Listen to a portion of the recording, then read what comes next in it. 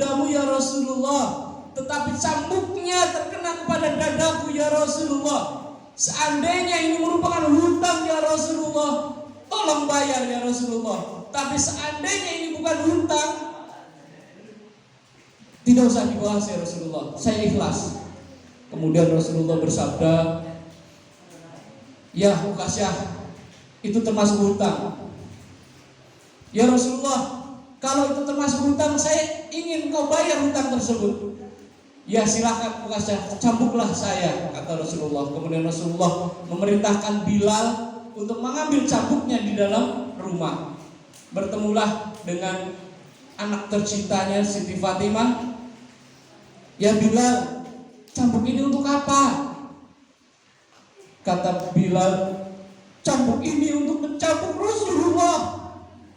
Kata Siti Fatimah, jangan ya Rasul, ya jangan sampai Rasulullah sedang sakit, ayahanda saya sedang sakit, jangan dicambuk.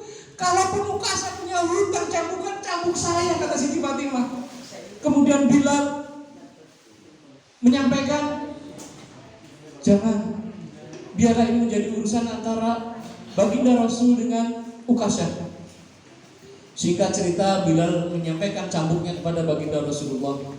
Ukasyah dari belakang mau maju ke depan menghadap baginda Rasul. Di perjalanan dicegat oleh sahabat Abu Bakar. Orang yang paling pertama mengimani keislaman Rasulullah adalah Abu Bakar. Sehingga Abu Bakar mencegah, wahai Ukasyah, kalau memang kau punya hutang dengan Rasulullah, cambukan, tolong cambuk saya. Karena saya lah orang yang pertama kali percaya kepada baginda Rasul. Jangan baginda Rasul, cambuk saya, kata Abu Bakar. Tapi apa yang disampaikan oleh Rasulullah, wahai Abu Bakar, duduklah, itu urusan Ukasyah dengan saya. Kemudian langsung melanjutkan perjalanannya ke depan mimbar. Sahabat Umar tidak terima, orang terkasihnya, orang tercintanya, orang yang panutannya mau dicambuk, gak terima. Apalagi baginda Rasul sedang sakit, sudah tua. Maka sahabat Umar langsung menghadap Ukasyah dan menyampaikan, Ukasyah, betul, saya dulu membenci Rasulullah, bahkan saya ingin membunuh Rasulullah. Tapi tolong, sekarang jangan kau cambuk Rasulullah. Kalau kau punya hutang, cambukkan kepada Rasulullah, tolong cambuk saya. Dihadap Ukasyah. Tetapi apa yang disampaikan oleh baginda Rasul yang mulia, wahai Umar, duduklah, biarkan itu menjadi urusan Ukasyah dengan saya. Akhirnya Ukasyah melanjutkan perjalanannya menuju mimbar. Menantunya, suaminya Siti Fatimah, sahabat Ali, gak terima mertuanya mau dicambuk. Dihadanglah dan menyampaikan hal yang sama, wahai Ukasyah, akulah menantu Rasulullah dan aku masih keponakan Rasulullah. Ada darah Rasulullah mengalir dalam tubuh saya. Tolong jangan cambuk baginda Rasul, tolong jangan cambuk mertua saya. Cambuk saya sepuasmu agar engkau bisa merasakan lunas hutangnya. Begitu mulianya baginda Rasul, menantuku sahabat Ali, tolong duduk, biarkan itu menjadi urusan antara Ukasyah dengan saya. Sudah mendekati ke mimbar, cucu baginda Rasul juga gak tega lihat kakeknya dicambuk. Maka dengan Hasan dan Husain tadi memegang kedua tangan paman Ukasyah dan menyeru, paman Ukasyah, jangan cambuk kakek kami. Kakek kami sedang sakit ya paman Ukasyah. Tolong cambuk kami saja agar merasa hutangmu lunas. Cambuk kami. Baginda Rasul akhirnya menyampaikan, wahai cucu-cucuku tercinta, duduklah. Biar itu menjadi urusan saya dengan Ukasyah. Akhirnya apa? Sampailah Ukasyah di depan mimbar dan menyampaikan kepada baginda Rasul, ya Rasulullah, bagaimana saya bisa mencambuk engkau? Engkau ada di atas mimbar, saya di bawah. Sedangkan waktu itu engkau di atas kuda, saya ada di bawah. Bagaimana mungkin saya bisa menjemput engkau? Ya sudah Ukasyah, saya akan turun ke bawah.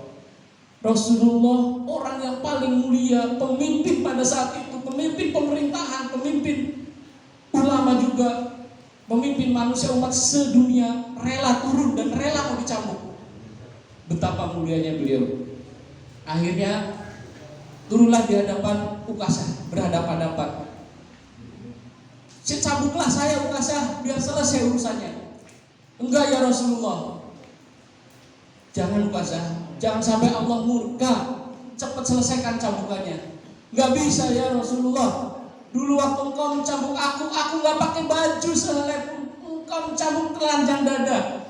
Aku mau engkau juga buka bajunya ya Rasulullah. Semua sahabat marah, enggak mau baginda Rasul dicambuk dengan dibuka bajunya. Penghinaan terhadap Rasulullah. Tapi Rasulullah orang yang sangat rendah hati, orang yang sangat betul-betul ingin memberikan kebaikan. Dibukalah pakaian baginda Rasul. Kondisinya sudah retak, kelihatan dadanya yang bagus, tapi sudah kelihatan tulang belulangnya. Terlihat di perut ada batu yang mengganjal, pertanda beliau sedang lapar. Begitu selesai dibuka baju, maka bertanyalah langsung kepada Ukasha, Ukasha, silahkan kau cambuk aku Ukasha, agar aku bisa tenang dan bisa menghadap Allah tanpa ada sangkutan dengan urusan manusia. Langsung setelah dibuka, Ukasha memeluk baginda Rasul. Ya Rasulullah, bagaimana mungkin aku mencambuk orang yang paling saya cintai? Bagaimana mungkin aku mencambuk orang yang telah memberikan petunjuk kepada kami ya Rasulullah? Saya hanya ingin memeluk kau tanpa baju ya Rasulullah, karena engkau telah bersabda, barang siapa yang pernah menyentuh kulit Rasulullah maka diharamkan api neraka menyentuhnya. Ya Rasulullah, aku rindu ingin memelukmu ya Rasulullah. Maafkan aku ya Rasulullah, makanya aku seperti ini, karena aku ingin memelukmu agar terhindar dari api neraka. Rasulullah memeluk erat Ukasha. Rasulullah langsung menyampaikan sabdanya, wahai para sahabat yang ada, kalau kalian ingin melihat penghuni surga, Ukasha-lah penghuni surga. Yang di sahabat Ukasha dijamin masuk surga hanya gara-gara bersentuhan kulit dengan Rasulullah. Betapa mulianya Rasulullah bisa menggaransi orang lain. Tidak ada nabi selain Nabi Muhammad Rasulullah yang bisa memberikan garansi masuk surga. Tidak ada nabi lain yang bisa memberikan syafaat agar umatnya selamat dari api neraka. Beruntungnya kita menjadi umatnya baginda Rasul. Terus bagaimana? Kita kan hidupnya berbeda abad dengan baginda Rasul. Bagaimana mungkin kita bisa menyentuh kulitnya Rasulullah? Bagaimana mungkin kita bisa memeluk Rasulullah? Kita hanya mengetahui ajaran-ajarannya, kita hanya mengetahui riwayat-riwayatnya melalui hadis dan lain-lainnya. Ada satu kisah lagi yang ingin Bapak sampaikan, bahwa walaupun kita jauh dari Rasulullah, tapi Rasulullah sudah memikirkan kita. Bahkan menjelang wafatnya yang disebut adalah ummati, ummati, ummati. Beliau ingin umatnya selamat dari api neraka.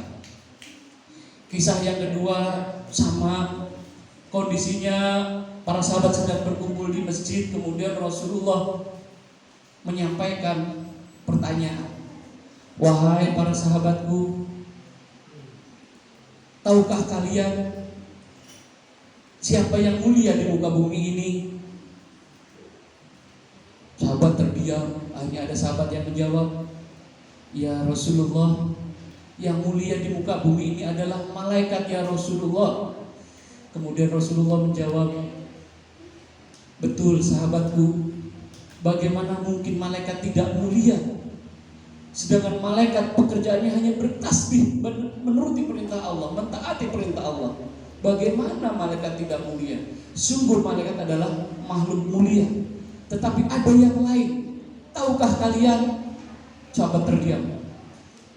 Hanya ada lagi yang mengangkat tangan, para nabi ya Rasulullah.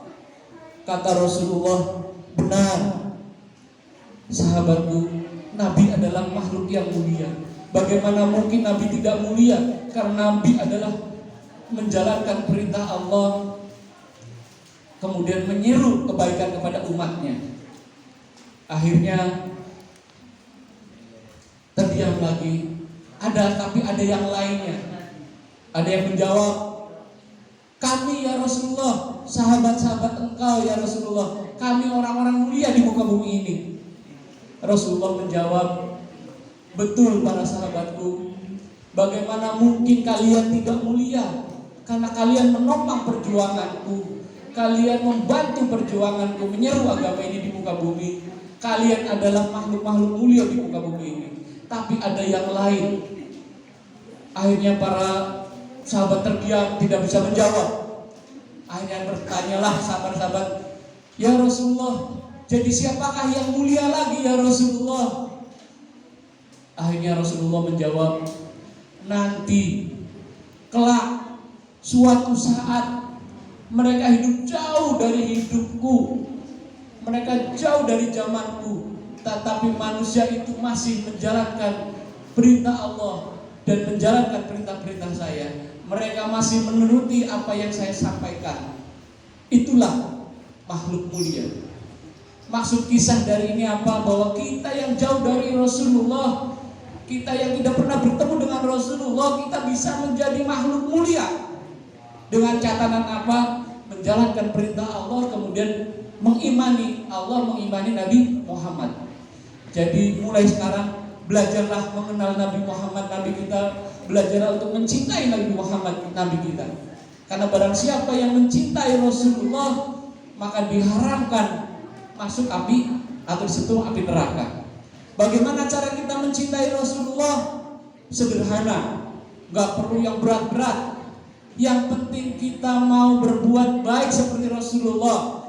Bagaimana Rasulullah menyayangi anak yatim, maka kita belajar menyayangi anak yatim. Bagaimana Rasulullah tidak membenci kepada musuh-musuhnya, bahkan memberikan sesuatu kebaikan kepada musuh-musuhnya, kita belajar seperti itu. Bagaimana kesabarannya Rasulullah, diludahi, dicaci maki tetap sabar, tidak pernah marah, kita belajar seperti itu. Bagaimana Rasulullah betul-betul ikhlas dalam berjuang, kita belajar ikhlas dalam melakukan sesuatu hal. Maka sering-seringlah berdoa kepada Allah, mohon ya Allah, jadikanlah saya sebagai umat baginda Rasul ya Allah, dan jadikanlah kami sebagai penerus perjuangan baginda Rasul, sehingga apa, kita nanti digolongkan menjadi umatnya baginda Rasul dan akan menjadi satu barisan pada saat dibangkit hari kebangkitan di alam mahsyar atau padang mahsyar. Ya mudah-mudahan kita semua tergolong menjadi umatnya baginda Rasul. Bapak gak akan cerita panjang lebar. Mari kita tutup dengan sholawatan yang tadi, tapi tolong betul-betul dirasakan betapa mulianya baginda Rasul, betapa sayangnya baginda Rasul kepada kita, kepada orang yang belum pernah ditemui, bahkan zamannya beda abad, tetapi Rasulullah memikirkan kita, Rasulullah sayang sama kita, Rasulullah merindukan kita. Syaratnya kita juga harus merindukan Rasulullah. Ayo kita sholawat lagi. Sallallahu ala Muhammad, sallallahu alaihi wasallam, sallallahu ala Muhammad, sallallahu alaihi wasallam, sallallahu ala Muhammad.